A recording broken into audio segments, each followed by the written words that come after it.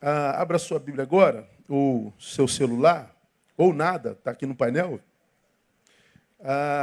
Nós vamos ler muitos textos hoje. E eu vou pedir ao painel que me ajude, tomara que funcione aí. Rodrigo está aí hoje? Não? Está não. Trabalhando, não. Rodrigo é gerente principal de banco. Vamos lá, eu quero ler alguns textos com os irmãos. Primeiro, Gênesis 2, 16 e 17. E você conhece o texto. Ordenou o Senhor Deus ao homem, dizendo: de toda árvore do jardim podes comer livremente. Mas da árvore do conhecimento do bem e do mal, dessa não comerás, porque no dia em que dela comeres, certamente morrerás. A ordem: não comam dessa árvore.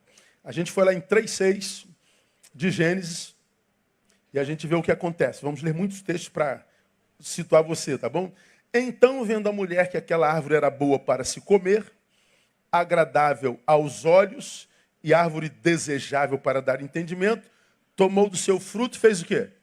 Comeu e deu a seu marido. E ele também comeu. A ordem de Deus era: não coma. O que ele fez? Comeu. Ok, Adão e Eva. Vamos a Davi. 2 Samuel 11, de 1 a 5.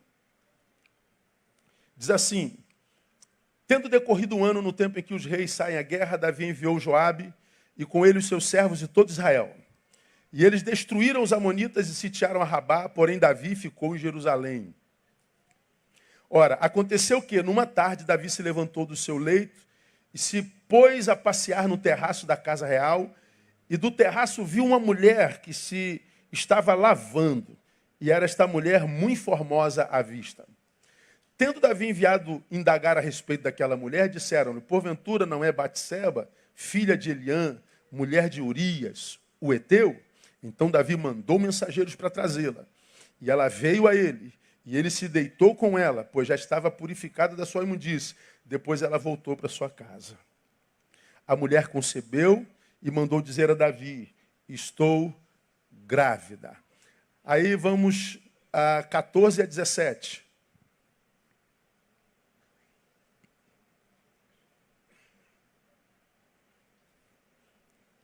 2 Samuel 11, 14 a 17. Dizia mais a tua serva: que a palavra do rei meu senhor me dê um descanso, porque como o anjo de Deus é o rei, meu senhor, para o dizer, é isso aí mesmo? É o versículo 14, você está no 17. 14 de 14 a 17. 11 de 14 a 17. É como está aí que eu mandei, eu que enrolei aqui, né? Aí, volta para o 14. Então, Davi, quando os exércitos estavam na guerra, Davi estava em casa. Ele saiu na varanda, viu lá na vizinha, tinha uma vizinha pelada tomando banho. Ele gostou da mulher. Quem é a mulher? É a mulher do teu general, teu amigo. Não tem problema. Mulher de amigo meu é mulher também. Então, traz a mulher. Ele se deitou com a mulher. Aí mandou a mulher para casa. Pela manhã, Davi escreveu uma carta a Joabe e mandou-lhe por mão de Urias, que era o marido da mulher. Escreveu na carta: ponde Urias na frente, onde for mais renhida a peleja, e retirai-vos dele, para que seja ferido e morra. Quer um amigo desse, irmão? Você hospedaria Davi na sua casa se ele fosse pastor hoje? Pois é, Davi é o homem segundo o coração de Deus. Adão e Eva desobedece e a gente conhece o resultado. Davi desobedece e a gente conhece o resultado. Vamos a Abraão, Gênesis 12.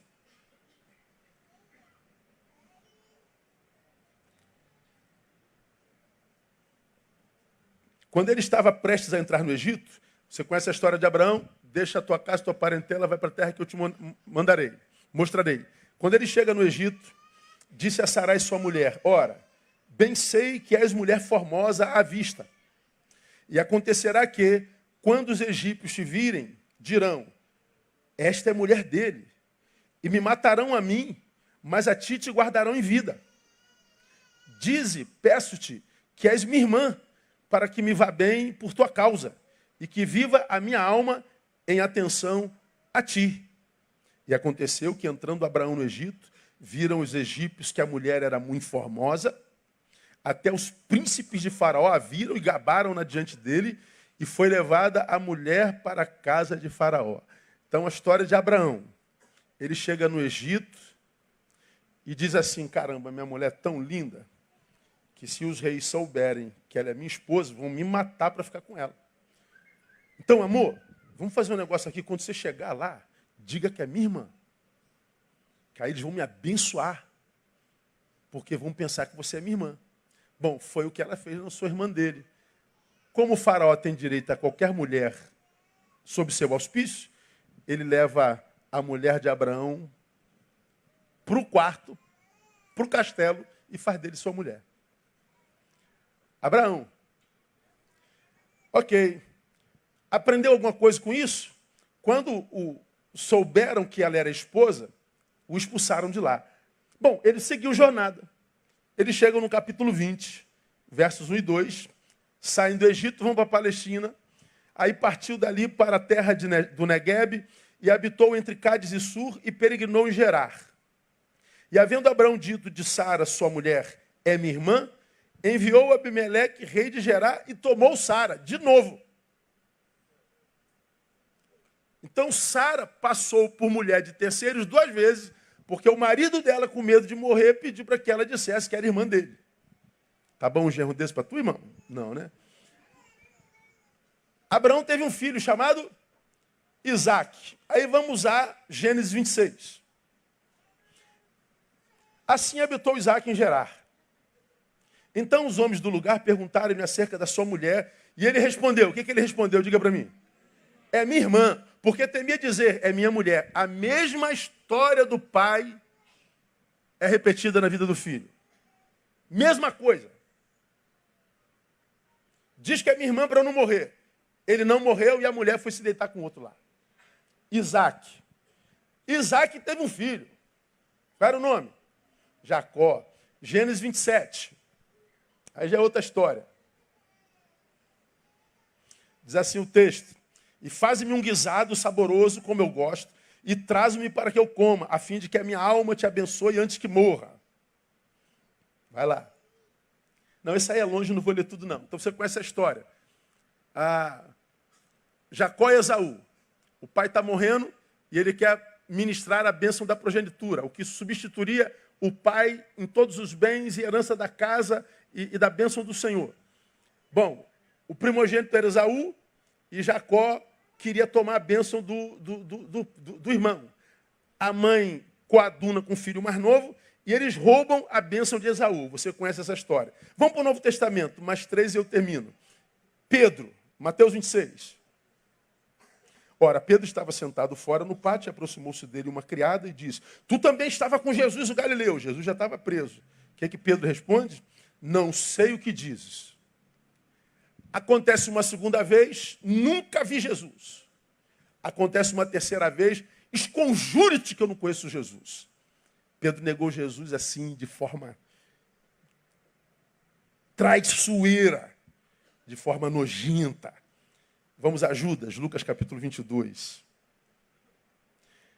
Entrou então Satanás em Judas, que tinha por sobrenome Iscariotes, que era um dos 12. E foi ele tratar com os principais sacerdotes e com os capitães de como lhe entregaria. E você sabe que entregou Jesus com um beijo e 30 moedas. E vem Paulo, 2 Coríntios 12, verso 7, a respeito dele diz, e para que não me exaltasse demais pela excelência das revelações, foi-me dado um espinho na carne, a saber o quê? Um mensageiro de Satanás para me esbofetear, a fim de que eu não me exalte demais. Diante de vocês e de nós, a lista do podre de importantíssimos servos de Deus.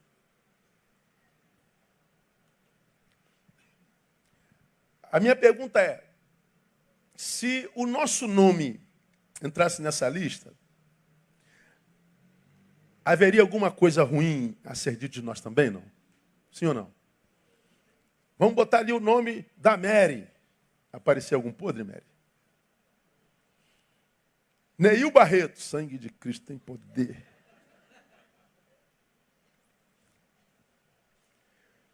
Eu acho que haveria podre na vida de todos nós, sim ou não, amados? Não, pois é. Se a gente sabe que há podre na vida de todo mundo, inclusive dos santos da Bíblia, que são chamados dos santos como produto de pronome de tratamento quase, porque eram seres humanos como nós. Se até na vida dos santos há podre, há defeito, e todos nós sabemos que na nossa também há, por que então somos tão intolerantes com os erros dos outros? Se o nome de cada um de nós fosse posto e a nossa história revelada, a oculta, fosse revelada, e a gente sabe que haveria um podre para revelar de nós, por que nós nos vemos tantas vezes tão intolerantes com o erro alheio? Hipocrisia. Hipocrisia. Não há na terra quem não seja tentado pelo erro, e não há na terra alguém que nunca tenha cedido a tal tentação. Todos nós, absolutamente todos nós, somos tentados ao erro, e não há entre nós ninguém que um dia não tenha cedido a essa tentação do erro. Então, se todos nós temos defeitos e frutificamos neles, inclusive os servos de Deus, o que a gente poderia aprender com isso, irmãos?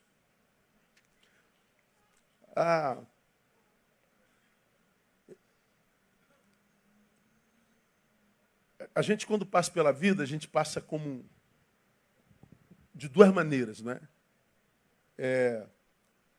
Nós passamos como um personagem que a escreve, porque nós estamos no nosso caminho, cada um trilha a sua vida, cada um tem a sua. Então nós somos o agente dessa história, nós somos o escritor dessa história. Mas a nossa história, ela cruza com outros, né? Nós vivemos numa teia de relacionamento, e a psicologia social diz que, inclusive, nós somos gestados assim, né? 20% do que nós somos é herança genética, e 80% do que nós somos é construído na nossa teia de relacionamento. O homem é produto do meio. Todo mundo sabe essa frasinha. Eu já falei aqui, nós somos, portanto, o resultado dos nossos encontros. Sou como sou porque me relaciono com quem me relaciono. Então, o Neil tem a sua história, ela é só minha. Essa história, ela é regida por mim, mas o universo, o destino, Deus, faz com que histórias sejam cruzadas no caminho.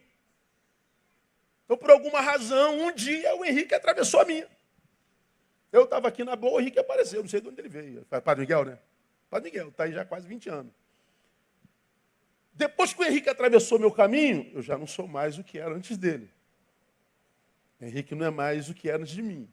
Nossas histórias se confundem, elas se misturam, de mim vai para ele, de ele vai para mim. Dele vem para mim. Então, eu gesto a minha história, mas existem histórias que se cruzam e existem histórias que não se cruzam, mas são paralelas. Por exemplo, como é seu nome? Me lembra? Valmir.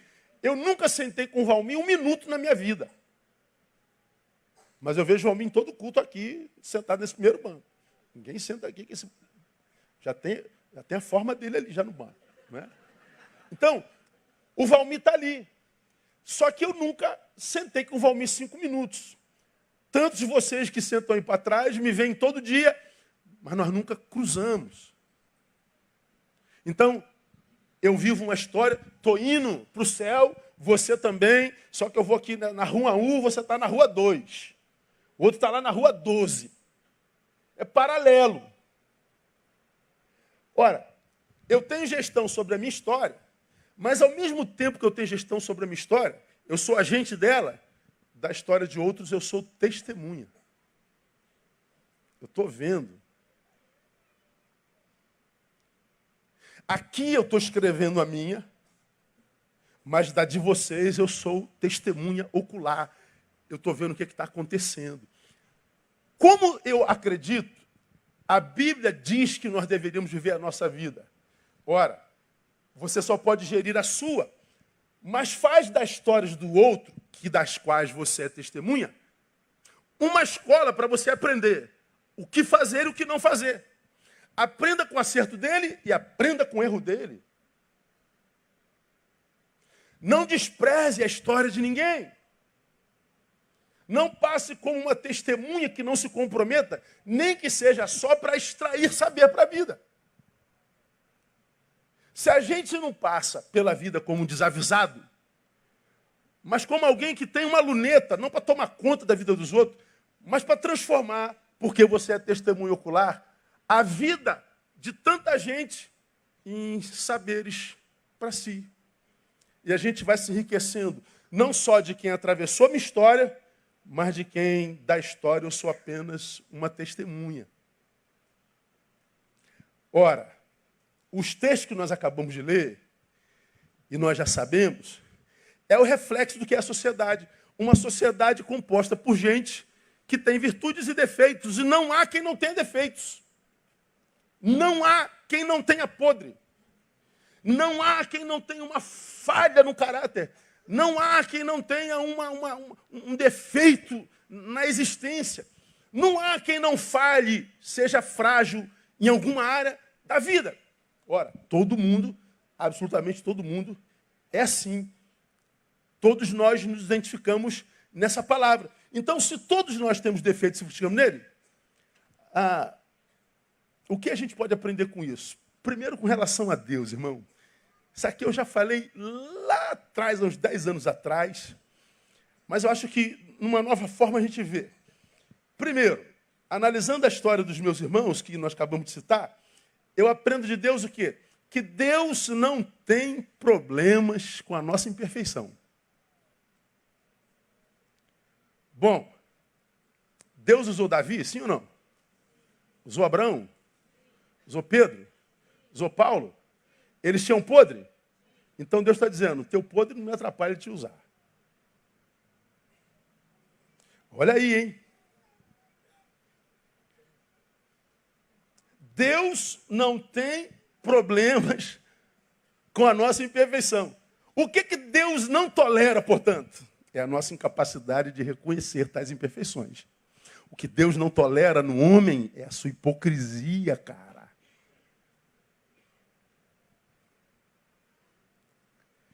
Eu acho isso saboroso e maravilhoso. Ou seja, Deus usou Davi, Deus usou Paulo, Deus usou Abraão, Deus usou Isaac, Deus usou Jacó. Eles são ícones na palavra, homens que foram usados por Deus para marcar a história da humanidade desde o início até o fim. E eram homens que tinham podres como esse. Homens que, na época, eu, como pai, não pegaria para ser marido da minha filha jamais. Imagina Isaac aparecendo em casa querendo namorar a Tamara. Como é que tu é filho do Abraão? Aquele que entregou a mulher para deitar lá com o faraó, porque tinha medo de morrer? Não, inclusive, pastor, eu fiz com a minha antiga esposa também. Então sai daqui, vaza daqui, ô vagabundo. Quer casar com a minha mulher? Não pode com a minha filha? Não pode. Pois é. Davi está vindo lá da outra igreja, primeira igreja batista daquele bairro lá. Vem da onde, pastor? Não, eu era pastor lá. E teve um dia, pastor, que eu estava na minha varanda, a mulher do meu vice-presidente estava assim, eu não aguentei, né? Aí fiquei desesperado. Ele era policial, teve uma incursão lá na roça, eu botei ele na frente, na testa. E, lamentavelmente, ele morreu, né? Aí, tu quer ser membro de Betânia? Quero fazer parte do seu ministério, pastor. Está amarrado em nome de Jesus. Pois é o Davi, é o Davi. É o homem segundo o coração de Deus, cara. É do toco de Davi, é da linhagem de Davi que nasceu o Salvador.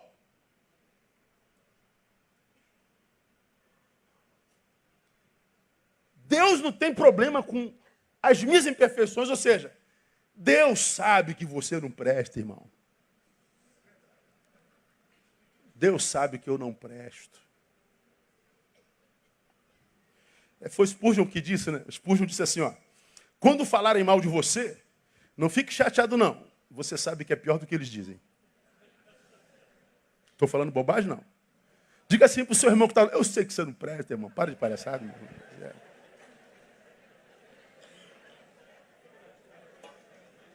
Irmão, a gente não presta. E se você se ofende com isso, eu não, tu não presta menos ainda.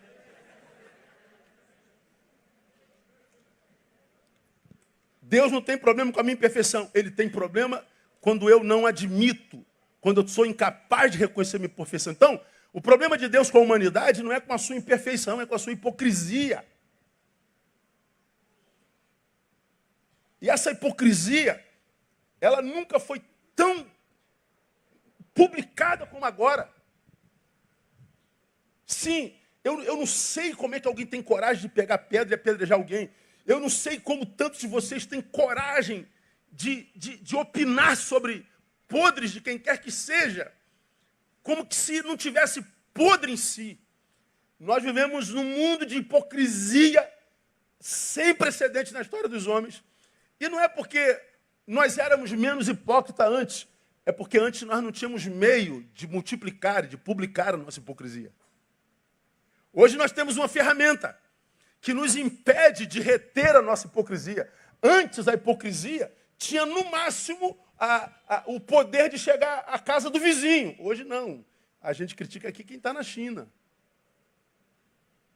Então a hipocrisia criou uma rede, criou um modus vivendi, criou um mundo onde nós todos estamos linkados.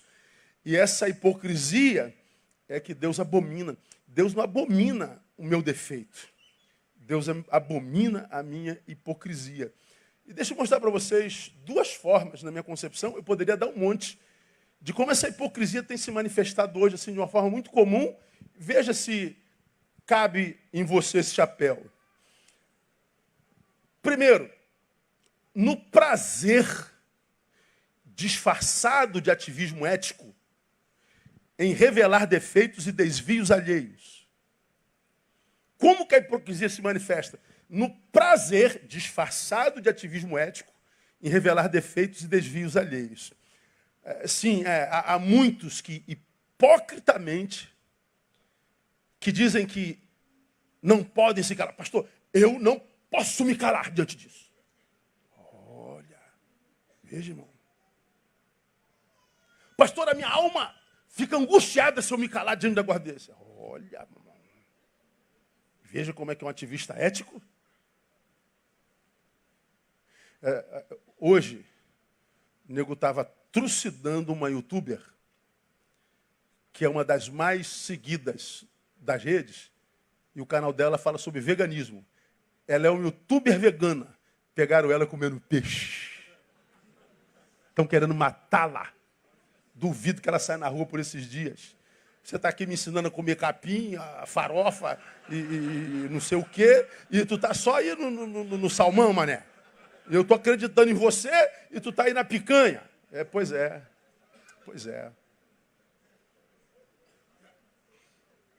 Eu não posso me calar, como quem é um ativista a favor da ética. Mas, na verdade, ele só tem prazer na humilhação e na vergonha alheia mesmo.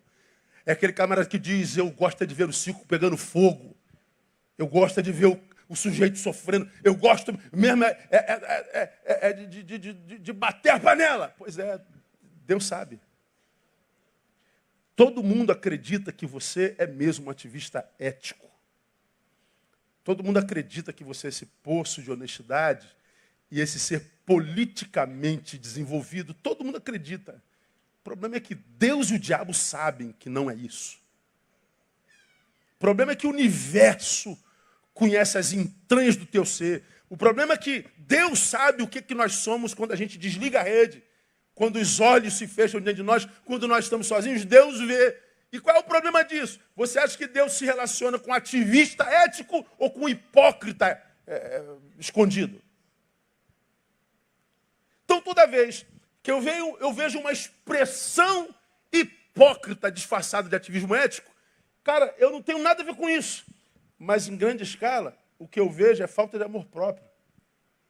Porque eu não sei se você sabe, dá para ver uma publicação e passar para outra sem dizer nada.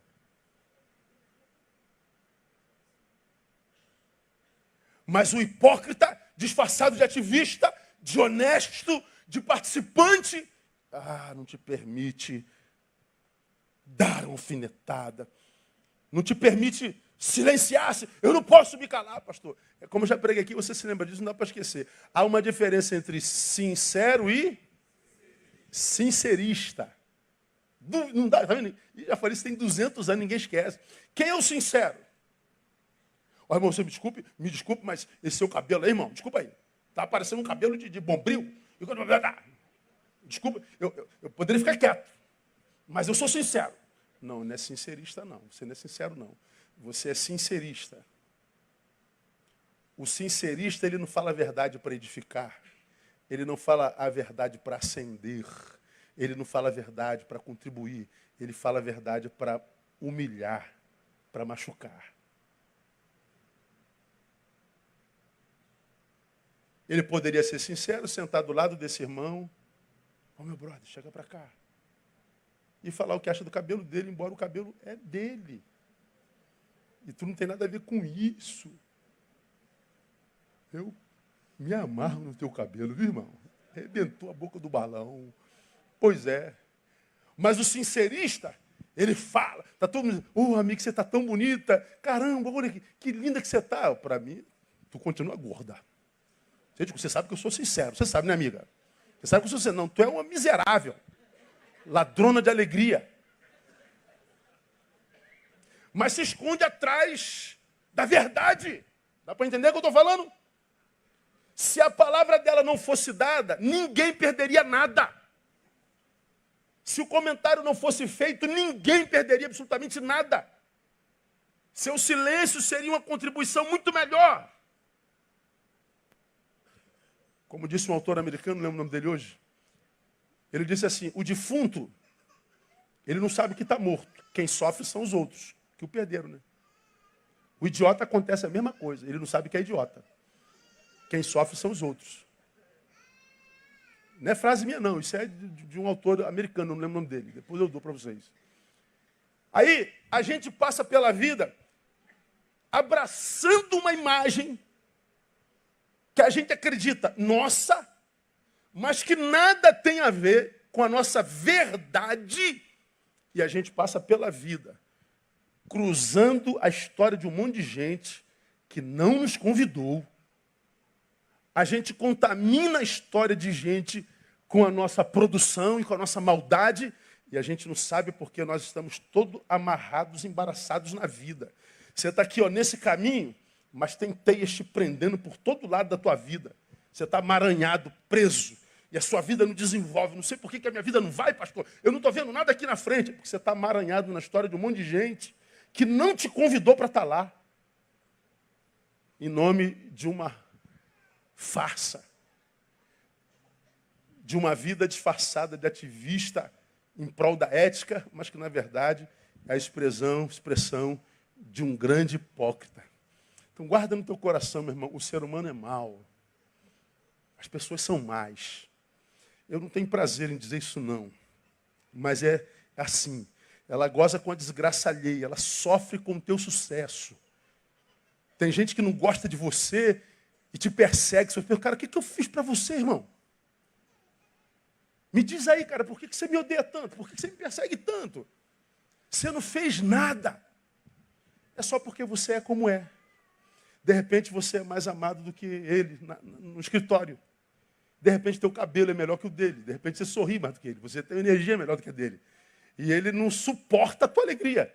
Ele não suporta a tua energia. Ele não suporta a tua boa vontade para com a vida.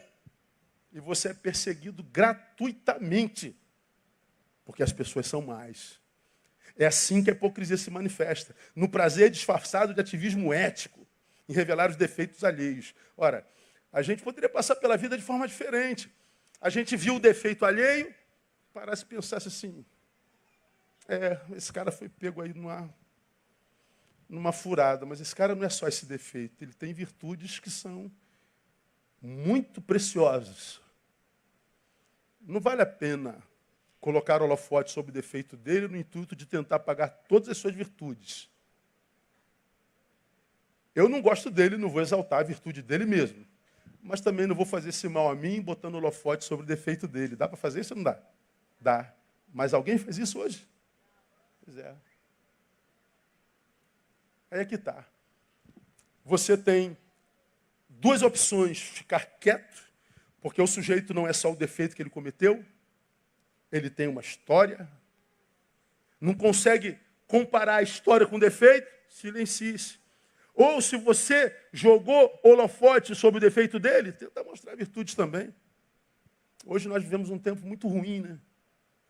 Hoje o governo virou o centro da vida dos brasileiros. E a gente não pode crer nem mais na mídia. A gente não pode mais acreditar nos repórteres. A gente não pode mais acreditar nos telejornais, nos jornalistas.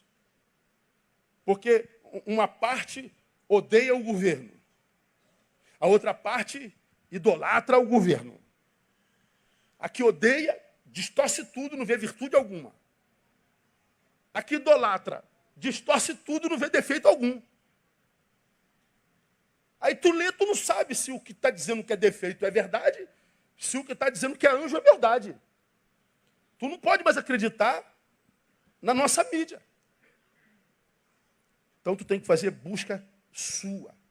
Não acredite no que você vê, para que você não seja contaminado por verdades que sejam só deles, mas que não tem nada a ver com verdade de verdade. Então a hipocrisia reina entre nós. O que temos que fazer é não ser um deles. Mas existe uma outra forma onde a hipocrisia tem se manifestado hoje. Na religiosidade estética e comportamental, mas sem vida e sem misericórdia. É aquele religioso performático, discursivo, verborrágico, mas que você não vê rios de água viva. Você não vê misericórdia, você não vê graça. É gente que diz que está pertinho de Deus, mas essa aproximação de Deus não capacita para se aproximar de gente. Não consegue viver o ministério da reconciliação. É o religioso que só sabe jogar pedra, que só sabe acusar, que só sabe apontar o pecado, que só sabe jogar a gente no inferno, que só sabe acusar, só sabe jogar seta. Essa religiosidade que diz: eu amo a Deus e eu não posso me conformar com o pecado, pastor. É aquele crente que tem na nossa igreja: pastor, o senhor está passando a mão na cabeça de pecador, pastor. Nós temos que botar os pecadores para fora.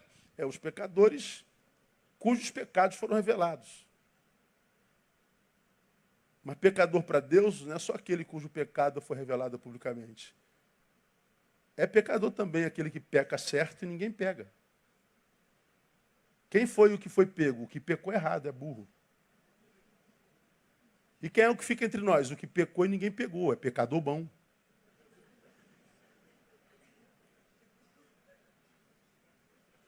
Às vezes, quem foi pego porque não tem intimidade com o pecado, foi casca de banana mesmo. Mas tem aqueles que estão tão intimidade com o pecado, que estão nisso há anos e ninguém sabe. Então, o mínimo que se espera de um bom pecador, aquele que ninguém pega, é ter misericórdia com um mau pecador. Nem que... Ô, irmão, vem cá, irmão, deixa eu te aconselhar aqui. Se eu te ensinar como é que peca. Pelo menos isso. Agora, jogar pedra no cara porque ele pecou? Claro que você não vai fazer isso. Mas a graça de acolher quem está a ponto de ser jogado fora. A graça de brigar com aqueles que querem apedrejar. A graça de optar pela minoria. A graça de dizer, vai ficar, e quem não está satisfeito, some. Porque Jesus faz opção pelos pecadores aos santos apedrejadores. Sim, essa mulher foi pega em flagrante adultério. Mas quem aqui não cometeu pecado? Vocês podem atirar a pedra. Eu é que não vou fazê-lo. Eu prefiro ficar do lado dela e ser apedrejado do que ficar do lado de vocês e apedrejar. Então, uma outra área onde a religiosidade tem se manifestado, onde a hipocrisia tem se manifestado exatamente nessa religiosidade estética, comportamental, epidérmica, mas que não se traduz em vida e misericórdia. É o adepto da religiosidade vertical, que faz o homem acreditar que está perto de Deus, mas não capacita para lidar com as dores dos homens. Essa espiritualidade não tem nada a ver com o reino de Deus, irmão.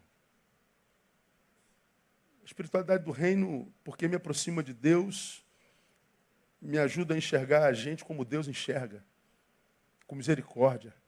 E se não fosse a misericórdia do Senhor, como é que a gente já estava? A gente já teria sido consumido. Eu só ando e respiro porque é graça, não é porque eu mereço, não, você também.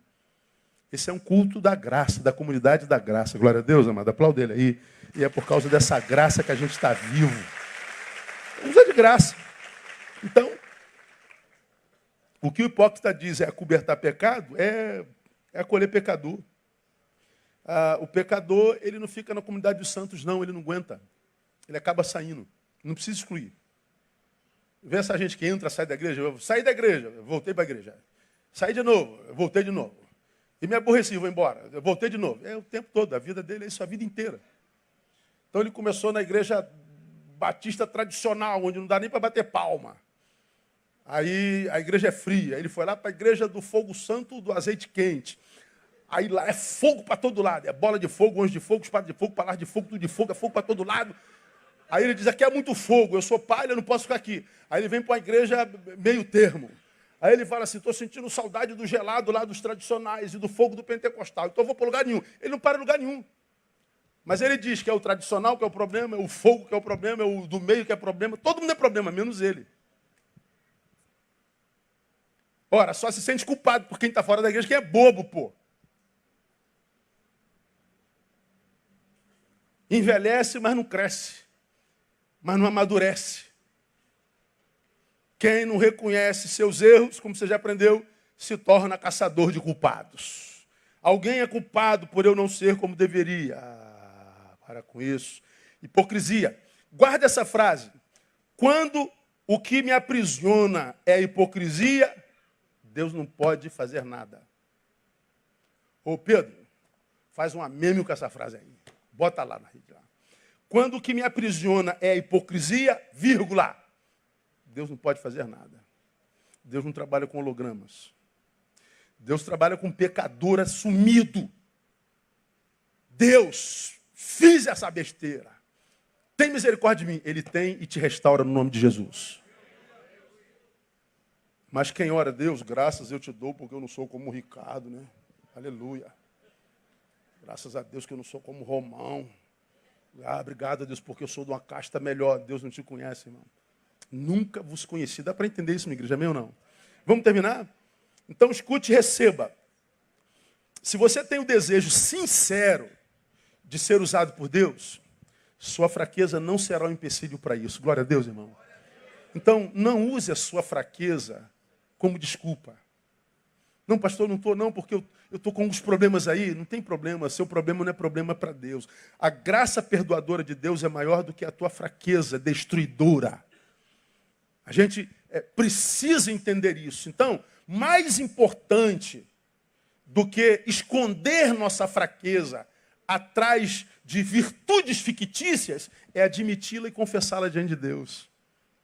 Então, pare de tentar esconder o teu defeito atrás de virtudes fictícias. Encontrei com um cara hoje na academia, estava lá hoje pela primeira vez. Aí ele me segue aí nas redes há muito tempo, veio fazer um curso no Rio e pagou a diária da academia, foi malhar exatamente onde está. Quando ele me viu, ele quase desmaia. Não acredito. Pastor Neil, meu Deus, pastor, eu sigo o senhor e tal. Pode tirar. Tiramos foto, tiramos tudo que ele quis. Aí, quando ele estava indo embora, ele falou assim, poxa, o senhor é normal, né, pastor? Eu falei, como assim, filho? Não, que eu vi o senhor falando aí com todo mundo brincando, zoando. Como é que você achava que eu era? Não, que a gente tem assim, né, uma imagem e tal. Aí eu falei para ele, a imagem é sempre maior do que a realidade. A imaginação é sempre maior do que a realidade. Mas quer um conselho? Viva com o pé no chão, viva a realidade. Seja simples. É mais fácil de se auto-administrar. Para de ficar vendendo essa imagem de que você é isso tudo. Esse ativista ético, esse santo que não pode ver pecado dos outros. Para de tentar impressionar Deus com a santidade que você não tem. Respeita a inteligência de Deus. Ele te conhece. Ele sabe que você não presta.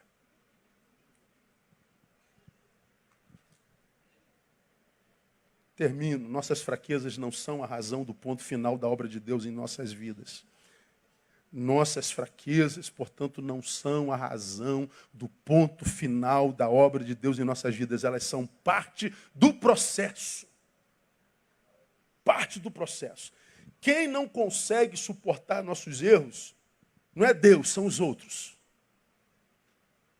É o outro que não consegue lidar com os nossos erros.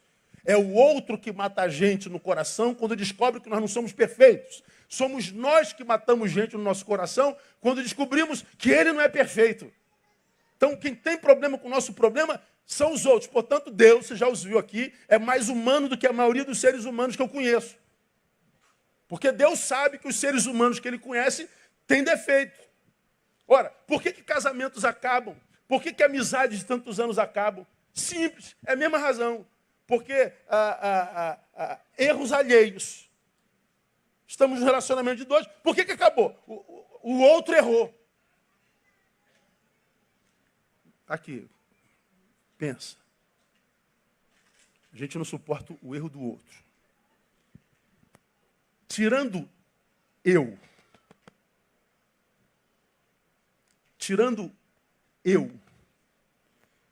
eu sou o outro do resto do mundo. Vê se dá para entender. Eu só não sou o outro para mim, Ramon. Mas para quem não é eu sou o outro para todo mundo. Olhando daí, quem é o outro? Sou eu. Vocês olhando daí para mim, eu sou o outro, não sou? Eu só não sou o outro para mim. Você só não é outro para si. Para o resto do mundo, o outro é você. Então, quando a gente diz assim, pastor, o meu casamento acabou porque ele me traiu. Sim, o outro te traiu. Mas será que o casamento acabou por causa do erro do outro só? Bom, vem cá, amor, rapidinho. Ela é o outro. Quem é o outro para tu? Eu? Então, relação de outros. Por que a relação acaba? O outro errou. Eu atraí. Então o casamento acabou. Bom, mas se eu tiver me arrependido de fato, de verdade,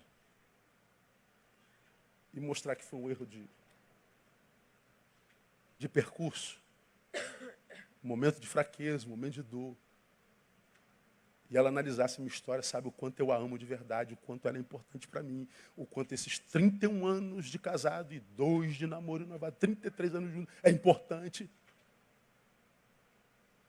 E ela, mesmo sabendo disso, o orgulho dela dissesse, eu não te perdoo.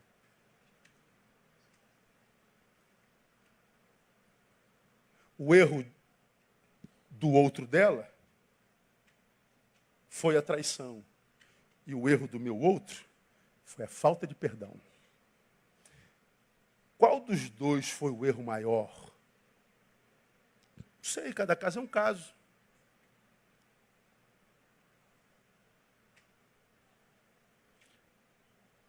A verdade é que toda relação acaba por causa do erro do outro.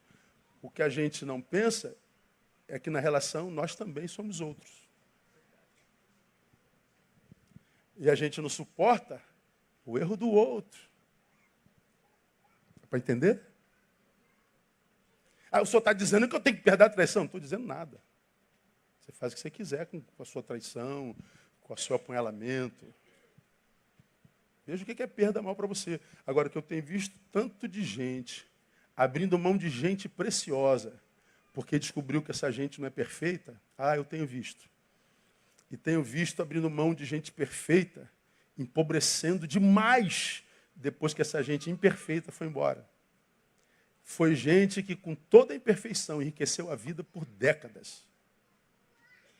Décadas. Então, quem não suporta nossos erros são os outros. Deus não. que Deus não suporta é hipocrisia. Então entendam uma coisa. Deus não quer de nós perfeição. Porque Ele sabe que a gente não pode ser perfeito. O que Ele requer de nós então? Evolução. Ele quer de nós progresso. Ele quer que a gente amadureça. Ele quer que a gente aprenda a lidar com a adversidade. Para que a nossa vida se torne viável. Então, escuta, terminando de novo. O que hoje chamamos de fraqueza, guarda, amanhã se tornará o marco da nossa vitória.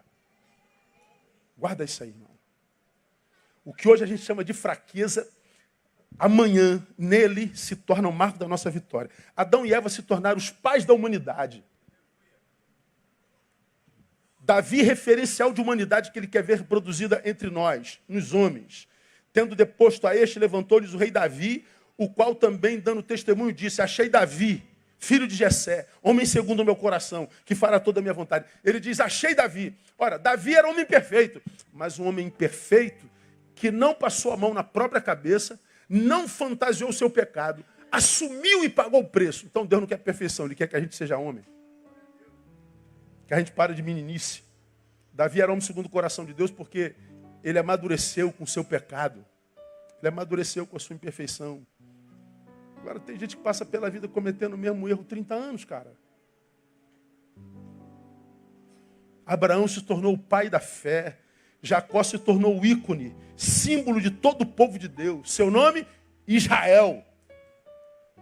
De Jacó, usurpador, para Israel. Ou seja, o nome do povo de Deus é Israel por causa de Jacó. O usurpador.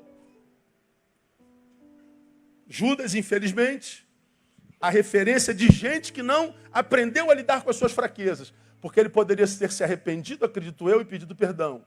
Ele se permitiu tomar por remorsos e foi ao suicídio. Pedro se tornou o pastor da igreja dos apóstolos, que era a primeira igreja. Pedro, tu me amas? Amo, Senhor. Pedro, tu me amas? Tu sabes que te amo. Senhor, Pedro, tu me amas? Ele se entregou: pastor, Deus, Senhor, tu sabes. Então, Jesus disse para ele: pastoreia meus cordeirinhos, apacenta minhas ovelhas. Ou seja, eu estou indo embora, Pedro. Cuida dessa gente para mim. Paulo, mesmo com espinho na carne, um mensageiro de Satanás bofeteando, se torna um apóstolo ao ocidente, o apóstolo ao gentio. A gente só conhece Jesus por causa de Paulo. Eu digo lá na reunião de transferência, vamos ver isso, eu só conheço Jesus por causa de Paulo. Eu só casei com o André por causa de Paulo, porque eu conheci André na porta da igreja. Não existiria igreja se Paulo não tivesse pregado aos gentios. Imagina, graças a Deus por Paulo. Conosco se dá o mesmo. Se aprendemos a lidar com as nossas fraquezas, elas se tornarão um marco da nossa superação. Meu irmão, guarda na tua cabeça. O diabo fica jogando na tua cara esse teu erro, esse teu pecado todo dia, não é? Mas jogue na cara dele que isso que lhe dá razão para te humilhar, a partir de hoje, na presença de Deus e com teu sacrifício, vai ser o que Deus vai usar lá na frente para esfregar na cara do diabo a tua superação no nome de Jesus. Não desista do teu desejo de se tornar aquele que você é no coração do Pai. Não se conforme o ser isso que você não tem prazer de ser porque anda no erro. Não abra mão não, porque você serve um Deus que é grande e é poderoso. Então, não sejamos como Judas, especialistas em defeitos alheios, mas incapazes de aprender com seus próprios erros. Que Deus nos abençoe e nos dê a graça de olhar para o espelho. E olhando para o espelho dizer: Deus, quem sou eu para jogar pedra em alguém?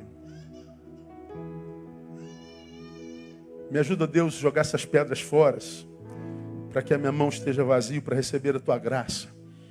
Para que a minha mão esteja vazia para levantar alguém, para socorrer alguém, para acolher alguém. Deus, eu não quero ser um espizinhador de vidas, eu quero ser um restaurador de vidas.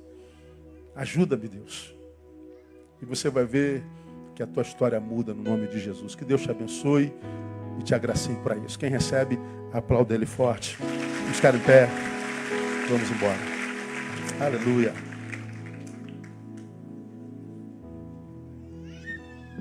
Aleluia.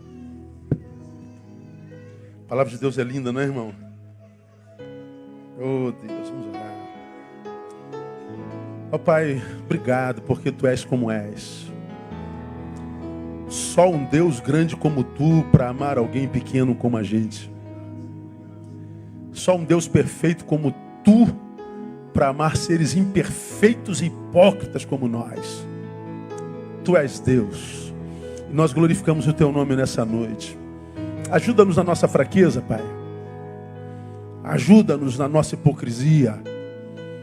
Ajuda-nos, ó Deus, a que nos tornemos aquilo que nós somos no Teu coração. Que nós nos libertemos dessa maldita e maligna intenção de agradar corações humanos. Que nós sejamos alguém que deseja agradar o Teu coração. Livre-nos da tentação maligna de querer atrair e receber aplausos de mãos humanas. Queremos o aplauso do céu. E já sabemos que Tu aplaudes não o perfeito, mas o que evolui. Tu aplaudes aquele que vive progresso. Então ajuda-nos a progredir, Deus, a melhorar. Ajuda-nos. Sabes quantos filhos Teus aqui, cheio de potencial, cheio de dom, cheio de talento, está enterrado, Pai. Está inútil. Levanta esse homem nessa noite, levanta essa mulher, traz de volta para o Teu altar, Pai. Restaura esse projeto, restaura esse talento, restaura esse homem, essa mulher, essa família inteira. Faz um milagre e devolve a vida. Que do nosso interior, do interior dos meus irmãos, fluam rios de águas vivas. Rios de águas vivas. Muito obrigado por Tua palavra, por esse tempo.